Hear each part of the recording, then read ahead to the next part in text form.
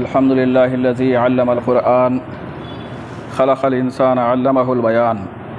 قال الله تعالى في كلامه المجيد: أعوذ بالله من الشيطان الرجيم، بسم الله الرحمن الرحيم. وأما من خاف مقام ربه ونهى النفس عن الهوى فإن الجنة هي المأوى. وقال أيضا: ونفس وما سواها فألهمها فجورها وتقواها قد افلح من زکاها وقد خاب من دساها. صدق اللہ العظیم. محترم بزرگوں، نوجوان ساتھیوں، السلام علیکم ورحمۃ اللہ وبرکاتہ. آج کی تذکیر کا جو موضوع ہے وہ روزہ اور ضبط نفس، روزہ اور سیلف کنٹرول. تو انشاءاللہ اس موضوع پر کچھ بنیادی باتیں میں پیش کرنے کی کوشش کروں گا. سب سے پہلی بات یہ ہے کہ نفس کسے کہتے ہیں، اس پر ہم تھوڑا غور کریں گے. نفس ہے مختلف معنوں میں استعمال ہوا ہے. ایک معنی تو جان، انسانی جان کے لیے بھی قرآن مجید نے نفس کہا ہے. یا ایھا الناس اتقوا ربکم الذی خلقکم من نفس واحدہ. نکاح کے خطبے میں یہ آیت پیش کی جاتی ہے کہ اے لوگو، تم اپنے اس رب کا تقوی اختیار کرو جس نے تمہیں ایک جان سے پیدا کیا ہے. تو گویا جان کے لیے اللہ تعالیٰ نے نفس کا لفظ استعمال کیا ہے. اسی طرح من قتل نفسا بغیر نفس او فساد فی الارض فکأنما قتل الناس جمیعا، وہاں پر بھی ایک انسانی جان کے حوالے سے نفس کا لفظ استعمال کیا گیا ہے. اسی طرح نفس ہے ایک شخص کے لیے، ایک فرد کے لیے، ایک آدمی کے لیے بھی اللہ تعالیٰ نے جگہ جگہ استعمال کیا ہے. جیسے قرآن مجید نے کہا کہ کل نفس ذائقۃ الموت، ہر نفس کو مرنا ہے، ہر نفس کو موت کا مزہ چکھنا ہے. تو وہاں نفس سے مراد ہر شخص، ہر انسان، ہر فرد. اسی طرح قرآن مجید نے جنت کے سلسلے میں کہا کہ فلا تعلم نفس ما اخفی لهم من قرۃ اعین، کہ کوئی نفس، کوئی شخص یہ نہیں جانتا کہ اس کے لیے آنکھوں کی ٹھنڈک کا کیا سامان چھپا کر رکھا گیا ہے. تو جنت کی جو نعمتیں ہیں اس کے سلسلے میں اللہ نے کہا کہ بہت بڑی آنکھوں کی ٹھنڈک کا سامان اللہ نے چھپا کر رکھا ہے. کوئی نفس نہیں جانتا کہ وہ کیا ہے، کیسا عظیم الشان انعام ہوگا. تو نفس کا لفظ اللہ تعالیٰ نے وہاں پر ایک شخص کے لیے استعمال کیا ہے. اسی طرح ہم دیکھتے ہیں کہ وما تدری نفس ماذا تکسب غدا، کوئی شخص نہیں جانتا کہ وہ کل کیا کمانے والا ہے. سورہ لقمان کی جو آخری آیت ہے اس میں 5 چیزوں کا ذکر کیا گیا ہے. اس میں یہ بھی ہے وما تدری نفس بأی ارض تموت بھی کہا گیا کہ کوئی نفس، کوئی شخص یہ نہیں جانتا کہ وہ کس زمین پر اس کی موت آئے گی، کہاں وہ مرے گا. تو نفس کا ایک جو استعمال ہے وہ ہے شخصیت، پرسنالٹی. انسان کی جو شخصیت ہے، اس کا جو وجود ہے، اس کا جو ایگزسٹنس ہے، اس کے لیے بھی قرآن مجید نے نفس کا لفظ استعمال کیا ہے. سیلف جسے ہم کہتے ہیں، ہمارے اندر جو وجود ہمارا ہے، ہماری جو پہچان ہے، ہماری جو شخصیت ہے، اس کے لیے بھی قرآن مجید نے نفس کا لفظ استعمال کیا ہے. جیسے قرآن نے کہا کہ بل الانسان علی نفسہ بصیرہ، ہر انسان اپنے نفس سے واقف ہوتا ہے، اپنے آپ سے واقف ہوتا ہے. وہ کیا اچھا ہے، کتنا برا ہے، کتنا اس کا عمل اچھا ہے، ہر شخص اپنے آپ سے واقف ہے. ولو القیٰ معاذرہ، خواہ وہ کتنی ہی معذرتیں کیوں نہ پیش کرے ظاہری طور پر، لیکن وہ اپنے آپ سے واقف ہوتا ہے. تو سیلف اویئرنیس، تو نفس اپنے آپ کے لیے، خودی کے لیے، شخصیت کے لیے بھی استعمال کیا گیا ہے. اسی طرح قرآن نے کہا کہ ونفس وما سواہا، نفس انسانی کی قسم اور اس ذات کی قسم جس نے اسے ہموار کیا ہے. کہا کہ فالہمہا فجورہا وتقواہا، اور اس نفس کو اللہ تعالیٰ نے الہام کیا ہے، وہی کیا ہے. فجور بھی، تقویٰ بھی، یعنی کیا برا ہے، کیا اچھا ہے، صحیح اور غلط کی تمیز اللہ تعالیٰ نے بتا دی. ہر نفس کو، ہر انسان کو، ہر انسان کے سیلف کو، اس کی خودی کو بتا دیا گیا ہے. اور پھر وہاں پر اللہ نے کہا کہ قد افلح من زکاہا، کامیاب ہو گیا وہ شخص جس نے اس نفس کو پاک کیا، اس نفس کا تزکیہ کیا، اس نفس کو صحیح معنوں میں اس نے نشو و نما دیا. وقد خاب من دساہا، اور کہا کہ ناکام ہوا، نامراد ہوا وہ شخص جس نے اسے دبا دیا اور اس کی نشو و نما نہیں کی، اس کو بہتر نہیں بنایا. تو گویا یہ وہ بنیادی نقطہ ہے جس پر ہمیں آج انشاءاللہ غور کرنا ہے. اور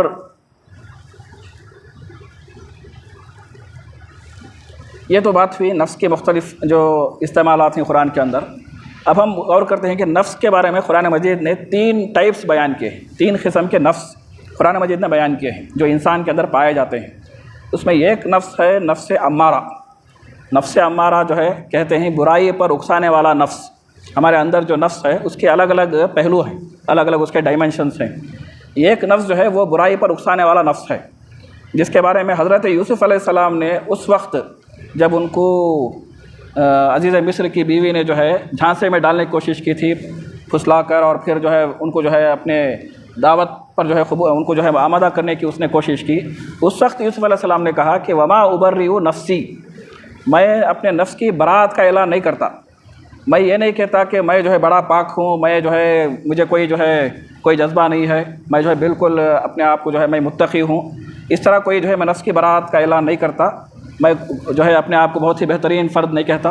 وما ابرئ نفسی ان النفس لامارۃ بالسوء، یوسف علیہ السلام نے کہا کہ یہ جو نفس ہے یہ برائی پر اکسانے والا نفس ہے، ہر انسان کے اندر جو نفس پایا جاتا ہے وہ انسان کو برائی پر اکساتا ہے، اس کے اندر جو ہے خواہشات رکھ دی گئی ہیں، تو وہ نفس جو ہے اس کو ابھارتا ہے کہ وہ غلط کام کی طرف آگے بڑھے۔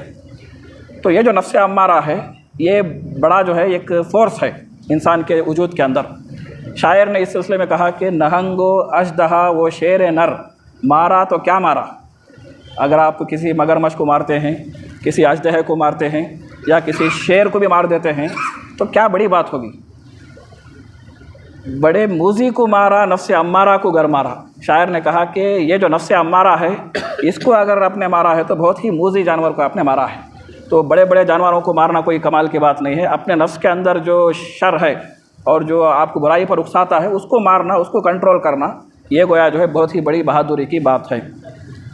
دوسرا جو نفس قرآن نے بیان کیا ہے وہ نفس لوامہ، کہا گیا کہ لا اقسم بیوم القیامہ ولا اقسم بالنفس اللوامہ، قیامت کی قسم اللہ نے کھائی، اور پھر کہا گیا کہ اس نفس کی قسم جو انسان کو ملامت کرتا ہے۔ تو یہ دوسرا نفس ہے جو انسان کے اندر ملامت کرنے والا نفس ہے، جسے ہم اردو میں ضمیر کہتے ہیں۔ ایک ایسا نفس اللہ نے رکھ دیا ہے جو انسان کو ابھارتا ہے کہ وہ صحیح راستے پر قائم رہے، برائی کے خلاف ابھارتا ہے، اور اچھا کام اگر آپ نہیں کرتے ہیں تبھی ملامت کرتا ہے۔ اگر آپ برائی کی طرف جا رہے ہیں تو ضمیر ملامت کرتا ہے کہ آپ اس طرف نہ جائیں، اسی طرح اگر آپ اچھا کام نہیں کر رہے ہیں تو یہ نفس لوامہ جو ہے آپ کو ملامت کرتا ہے کہ آپ یہ کام کریں، اچھا کام کریں۔ تو گویا نفس لوامہ اس کو بھی اللہ تعالیٰ نے ہمارے اندر رکھ دیا ہے جو ضمیر ہے۔ اور تیسری قسم جو قرآن نے بیان کی وہ ہے نفس مطمئنہ، اور یہ جو ہے آئیڈیل نفس، ایک مثالی نفس جو اللہ تعالیٰ چاہتا ہے کہ بندہ نفس مطمئنہ والا بن جائے، اس لیے کہ نفس مطمئنہ ہی کے لیے اللہ نے جنت رکھی ہے۔ قرآن نے کہا کہ یا ایتھا النفس المطمئنہ، اے نفس مطمئنہ، مطمئن نفس، بڑا جو ہے سکون والا، اطمینان والا نفس، جو اللہ سے جو راضی ہو گیا ہو، اللہ اس سے راضی ہو گیا ہو، ایسا نفس جو ہے نفس مطمئنہ ہے۔ نفس مطمئنہ کے بارے میں اللہ نے کہا کہ ارجعی الی ربک راضیۃ مرضیہ، اپنے رب کے رضامندی کے ساتھ تم جو ہے داخل ہو جاؤ، فادخلی فی عبادی وادخلی جنتی، ایک تو لوٹو اللہ کی مرضی کی طرف اور داخل ہو جاؤ اس کے نیک بندوں میں، داخل ہو جاؤ اس کی جنت میں۔ گویا نفس مطمئنہ کے لیے اللہ تعالیٰ نے جنت رکھی ہے۔ آج کی گفتگو میں ہم جو ہے اس بات پر غور کر رہے ہیں کہ روزہ جو ہے انسان کو کیسے نفس مطمئنہ بناتا ہے، روزہ کے ذریعے ہم کیسے اپنے آپ کو کنٹرول کرتے ہیں، ہمارے نفس کو کیسے ہم قابو میں لاتے ہیں۔ تو اس پر ہم گفتگو کرتے ہیں۔ تو ہمارا جو نفس ہے اس کے تین مطالبات ہیں، تین اس کی جو ضرورتیں ہیں، تین اس کے اندر ڈیمانڈس اللہ نے رکھے ہیں۔ ایک ہے کھانا پینا، انسانی وجود کے لیے کھانا پینا ضروری ہے، بھوک اللہ نے رکھ دی ہے تاکہ انسان کھائے پیے اور اس کا جو ہے اس کی زندگی جو ہے آگے بڑھے اور وہ جو ہے تناور ہوتے رہے اور پھر وہ زندگی گزارے۔ تو یہ جو بھوک اور پیاس ہے یہ ہمارے زندگی کا ایک اہم مطالبہ ہے۔ اس طرح ایک مطالبہ ہے وہ جنسی جذبہ، جو انسانی نسل کو آگے بڑھانے کے لیے اللہ نے رکھ دیا ہے، جنسی جذبہ اللہ نے رکھا ہے، اس کی بھی ایک بھوک ہے، اور یہ جو ہے اللہ تعالیٰ نے انسان کی زندگی کو قائم رکھنے کے لیے، نسل انسانی کو آگے بڑھانے کے لیے اللہ نے رکھا ہے۔ اور تیسرا جو مطالبہ ہے وہ ہے آرام، انسان جو ہے آرام چاہتا ہے، دن بھر کی جو مشقت اور محنت ہے اس کے نتیجے میں اللہ نے ہمارے اندر ایک نیچرل پروسیس یہ رکھا ہے کہ ہم آرام چاہتے ہیں۔ یہ جو تین مطالبات ہیں، یہ تین مطالبات اگر وہ کنٹرول میں رہیں اور حد میں رہیں تو ہم جو ہے کامیاب زندگی گزار سکتے ہیں، لیکن اگر اس میں ہم جو ہے بے قابو ہو جائیں اور اس کو جو ہے اپنے نفس کے حوالے میں اپنے آپ کو کر دیں تو تب جو ہے ہماری ناکامی ہوگی۔ یعنی مثال طور پر کھانے پینے کے پیچھے اگر آپ پڑ جائیں اور اس کے اندر توازن قائم نہ رہے تو ہماری زندگی کے اندر عدم توازن پیدا ہوگا، بیلنس خراب ہوگا۔ اسی طرح جو ہے اگر ہم جنسی جذبے کے پیچھے اس کے جو ہے اس کے ایک جوش و جذبے کے اندر آپ جو ہے مگن ہو جائیں، مغلوب ہو جائیں تو کیا ہوگا؟ آپ کی زندگی جو ہے مشکل اور پھر پریشانی کی جو ہے مشکل زندگی بن جائے گی۔ اور آرام کا معاملہ بھی اسی طرح ہے، اگر آپ آرام کو اپنے آپ پر حاوی کر لیں اور آرام ہی کو جو ہے آپ کو ترجیح دیں تو آپ کوئی بڑا کام نہیں کر سکتے۔ تو روزہ جو ہے ہم سب کو ان تینوں مطالبات پر کنٹرول سکھاتا ہے، کھانے پینے پر کنٹرول، آرام پر کنٹرول، جنسی جذبے پر کنٹرول۔ سحری سے لے کر افطار تک یہ جو وقت ہے، اس وقت کے دوران اللہ تعالیٰ نے یہ حلال چیزوں کو پابندی لگا دی ہے۔ یہ کنٹرول آپ کو سکھایا گیا کہ آپ اس وقت کے دوران نہ کھائیں گے، نہ پئیں گے، نہ آپ جو ہے جنسی خواہش کی تکمیل کر سکتے۔ اور آرام کے سلسلے میں آپ جانتے ہیں کہ جو روٹین رمضان کے اندر ہے اس میں آرام پر بھی کنٹرول ہمیں سکھایا گیا ہے۔ تو اس کانسیپٹ کے تحت ہم دیکھتے ہیں کہ انسانوں کے اندر مختلف قسم کا جو ریسپانس ہے خودی کے سلسلے میں، اپنے آپ کو بنانے کے سلسلے میں 3 قسم کے ریسپانسز ہیں۔ ایک ریسپانس ہے کمزور خودی۔ خودی کا مطلب ہمارے اندر ہمارا جو سیلف ہے وہ ہمارے وجود کا حکمران ہے، خواہشات ہیں وہ کچھ چاہتے ہیں، جو حکمران ہے وہ اگر چاہے تو ان خواہشات پر کنٹرول کر سکتا ہے۔ تو یہ جو خودی ہے، جو سیلف ہے، جو ہماری پہچان ہے، اس میں 3 قسم کے ریسپانسز ہیں۔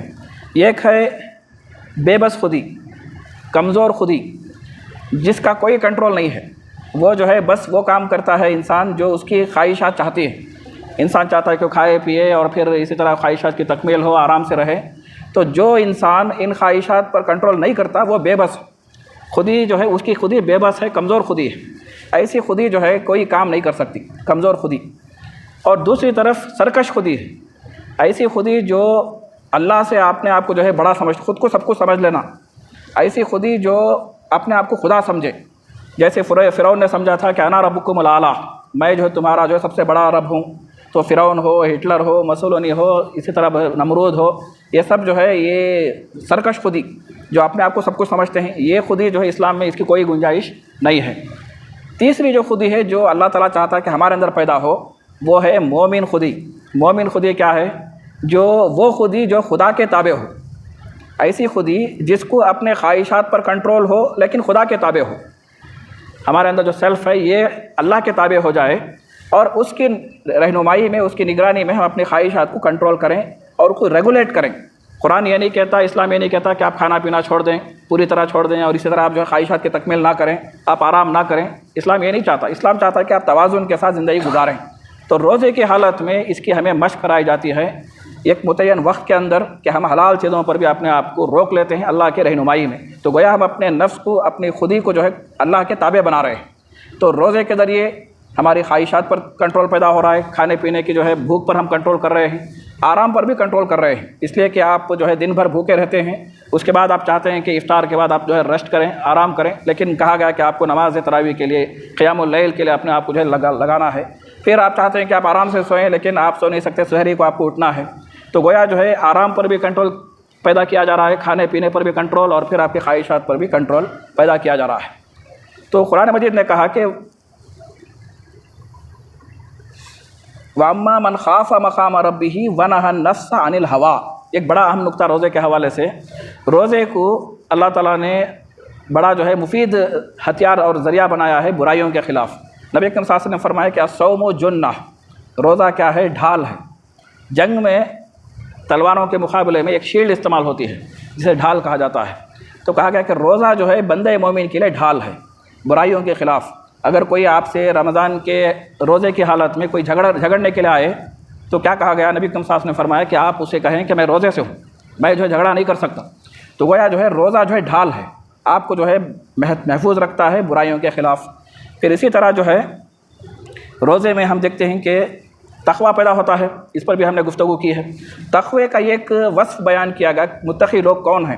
والکاظمین الغیظ، متقی لوگ، تقوی والے لوگ وہ ہیں جو غصے کو پی جاتے ہیں۔ غصہ آتا ہے لیکن غصے پر ان کا کنٹرول ہوتا ہے۔ تو یہ تقوی کی علامت کہی گئی، اور یہ تقوی جو ہے روزے کے ذریعے ہمارے اندر پیدا ہوتا ہے۔ اسی طرح جو ہے وَأَمَّا مَنْ خَافَ مَقَامَ رَبِّهِ وَنَهَى النَّفْسَ عَنِ الْهَوَىٰ فَإِنَّ الْجَنَّةَ هِيَ الْمَأْوَىٰ، یہ بڑی خوشخبری روزے کی اس برکت کے حوالے سے۔ اللہ نے کہا کہ جو خدا کے سامنے، اپنے رب کے سامنے حاضر ہونے کا اسے خوف ہے، جواب دہی کا احساس ہے کہ ہمیں جو ہے اپنے اعمال کا جواب دینا ہے اور پھر حساب و کتاب ہوگا، یہ جو احساس ہوگا کہ اللہ کے حضور کھڑے ہونا ہے، جواب دہی کرنی ہے۔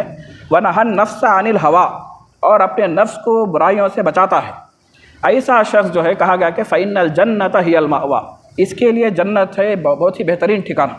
تو گویا نفس پر قابو پانے کے نتیجے میں اللہ نے کہا کہ آپ کے لیے جنت کی بشارت ہے۔ آخری بات جو اس گفتگو میں کرنا چاہ رہا ہوں وہ یہ ہے کہ روزہ ہمارے اندر قوت ارادی پیدا کرتا ہے، ول پاور پیدا کرتا ہے، اور ول پاور کسی بھی انسان کی کامیابی کے لیے بڑی اہم ترین چیز۔ اگر آپ دنیا میں کچھ کرنا چاہتے ہیں تو آپ کا ول پاور اچھا ہے نہیں ہے اس پر ڈیپینڈ کرتا ہے۔ اگر آپ کا ول پاور مضبوط ہے، کچھ کرنے کا عزم آپ کے اندر ہے، تو آپ بہت بڑا کام کر سکتے ہیں، انقلاب آپ برپا کر سکتے ہیں۔ تو روزے کے ذریعے ول پاور پیدا ہوتا ہے۔ کیسے؟ پرسنالٹی ڈیولپمنٹ اور سیلف ہیلپ پر جو لوگ کام کرتے ہیں انہوں نے ایک تجویز پیش کی ہے، ایک سجیشن دیا ہے کہ اگر آپ اپنے اندر ول پاور پیدا کرنا چاہتے ہیں، قوت ارادی پیدا کرنا چاہتے ہیں، تو آپ کیا کریں؟ آپ روٹینز چینج کریں۔ آپ جو کچھ معمول کا آپ کا جو روٹین ہوتا ہے اس کو آپ چینج کریں تو آپ کے اندر ول پاور پیدا ہوگا۔ یہ سیلف ہیلپ والے لوگ جو ہے کہتے ہیں۔ اللہ تعالیٰ نے روزے کے ذریعے، رمضان کے ذریعے یہ پورا پروسیس ہمارے سارے مسلمانوں کے اللہ تعالیٰ نے متعین کر دیا ہے۔ رمضان کے روزوں کے اور پھر اس پورے شیڈول میں آپ غور کیجئے، یہ پورا شیڈول جو ہے ان یوزول ہے۔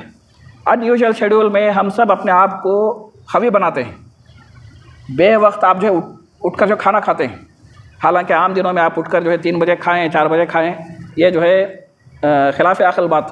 لیکن رمضان کی برکت سے، رمضان کے ماحول کے حوالے سے آپ دیکھتے ہیں کہ ایک ان یوزول چیز ہم کرتے ہیں، اور دن بھر جب عام طور پر ہم کھانا کھاتے ہیں، دن بھر آپ جو بھوکے رہتے ہیں، تو گویا جو روٹین ہمارا چینج ہوتا ہے اس کے ذریعے ہمارے اندر قوت ارادی پیدا ہوتی ہے، اور ایسا جو ہے ضبط نفس پیدا ہوتا ہے کہ آپ بڑے سے بڑا انقلاب بھی آپ برپا کر سکتے ہیں۔ تو یہ وہ چند امور تھے جس پر میں نے آج گفتگو کی ہے روزے کے حوالے سے، جو ہمارے اندر ضبط نفس پیدا کرتا ہے، جو ہماری قوت ارادی کو مضبوط کرتا ہے، اور ہمیں اللہ تعالیٰ کا وفادار بندہ بنا کر ہماری خودی کی تربیت کرتا ہے۔ اسی شخص کو کامیاب کہا گیا ہے، قد افلح من زکاہا، جو اس کو پاک و صاف کرتا ہے، وقد خاب من دساہا، جو اس کو دبا دیتا ہے، اس کی نشو و نما نہیں کرتا، وہ ناکام و نامراد ہے۔ اللہ تعالیٰ سے دعا ہے کہ اللہ تعالیٰ ہمیں روزے کے ذریعے ہماری شخصیت کو بہتر بنانے اور اس کی تابع داری میں اپنی زندگی گزارنے کی توفیق عنایت فرمائے۔ وآخر دعوانا ان الحمد للہ رب العالمین۔